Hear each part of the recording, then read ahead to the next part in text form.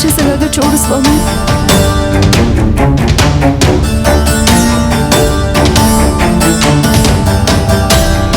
ఇలాగే ఎవరైనా ఇంటికొచ్చిన ప్రతిసారి నేనే అంతా చేస్తున్నాను, అద్భుతంగా వండేస్తానని బిల్డప్ ఇస్తున్నావు కదా. వంట చేయటం అంటే ఇంకోసారి భయపడిపోవాలి. నీ వంటంటే మా పెద్దమ్మ బెంబేలెత్తిపోయేలా చేస్తాను, చూస్తూ ఉండవే.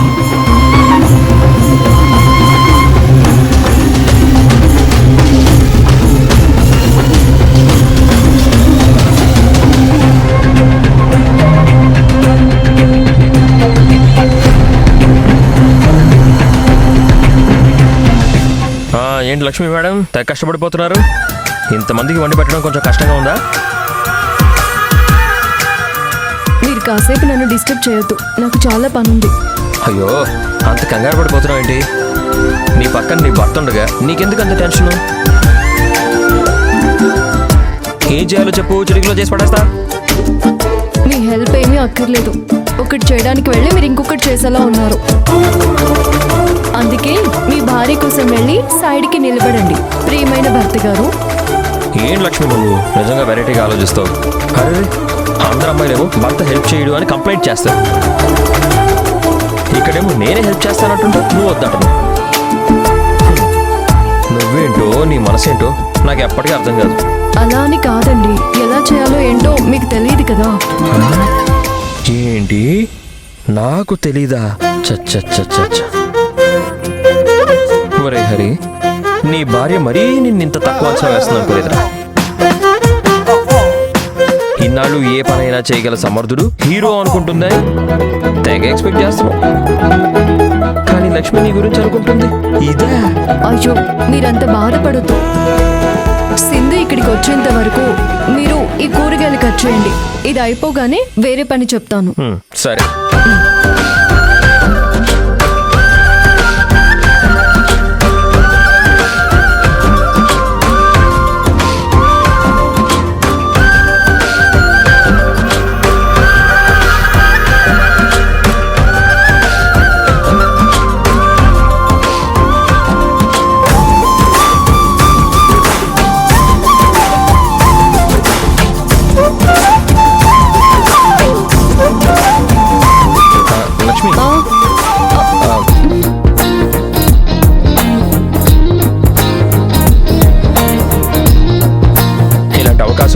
ఎవరికి రాదు.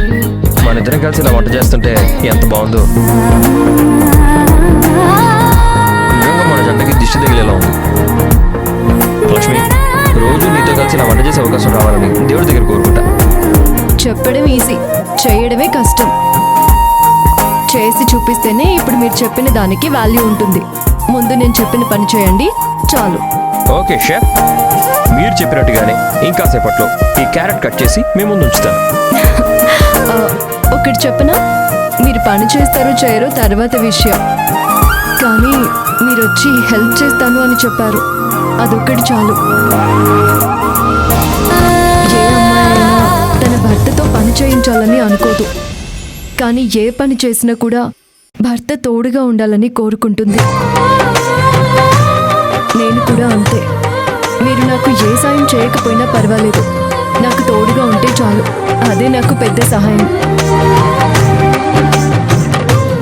ఈ సంతోషంలో ఏమైనా ఇవ్వచ్చు కదా, ఏం లేదా? ఎందుకు లేదు, మీరు ముందు కళ్ళు మూసుకోండి.